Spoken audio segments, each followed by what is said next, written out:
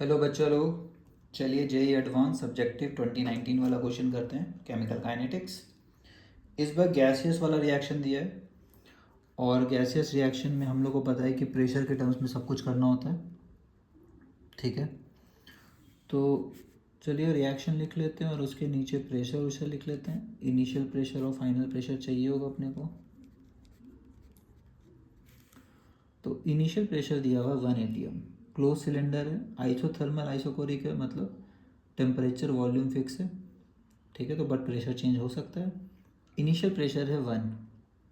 ठीक है, तो और वॉल्यूम और थर्मल क्यों का चेंज नहीं करते?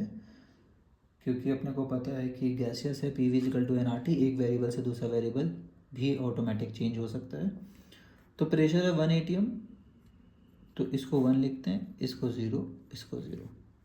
थोड़ी देर बाद क्या होगा हम लोग को पता है, 1 माइनस एक्स, या चलिए 2x लिख लेते हैं। यहाँ से 2 मोल गया तो ये 2 मोल बनेगा और ये 1 मोल बनेगा।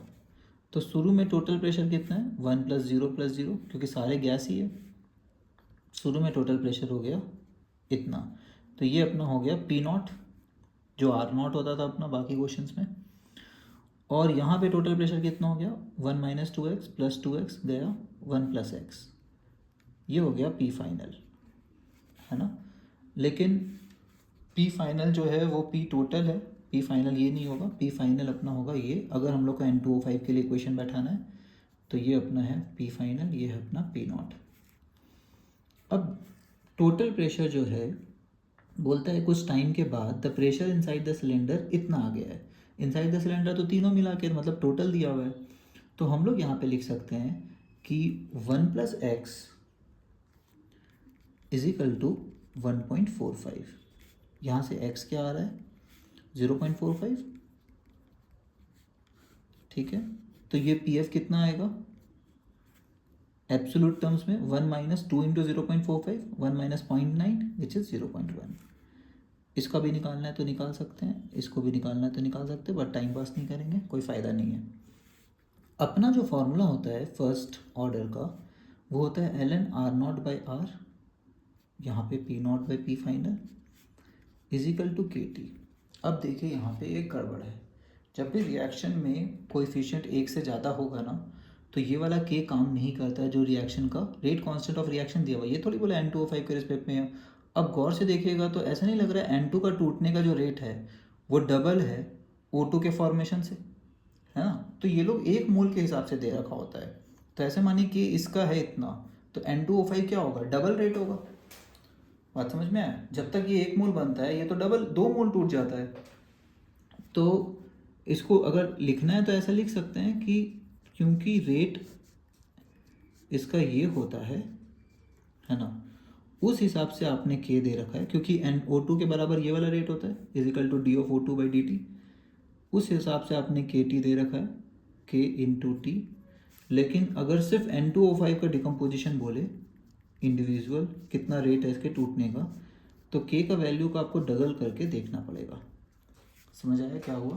तो ये एक डिस्क्लेमर है, कृपया करके इसको नोट कर ले। जब जब यहाँ पे 2 मोल दिया होगा और ओवरऑल रेट कांस्टेंट दिया हुआ मतलब पूरे रिएक्शन का, तो भाई ऐसा तो करना पड़ेगा, नहीं तो गड़बड़ हो जाएगा। क्योंकि सारा कैलकुलेशन हम लोग N2O5 के हिसाब से कर रहे हैं, तो K तो चेंज हो जाएगा, क्योंकि इसका रेट नॉर्मल रिएक्शन के रेट से डबल है।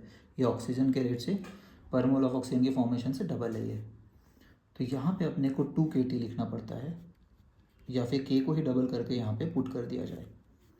तो 2 × 5 × 10⁻⁻4 into T = ln P0/PF। P0 कितना है? 1। P फाइनल कितना है? 0.1। तो ये तो लग रहा है आसान है। ln 10 को क्या लिख सकते हैं? 2.3 × log10,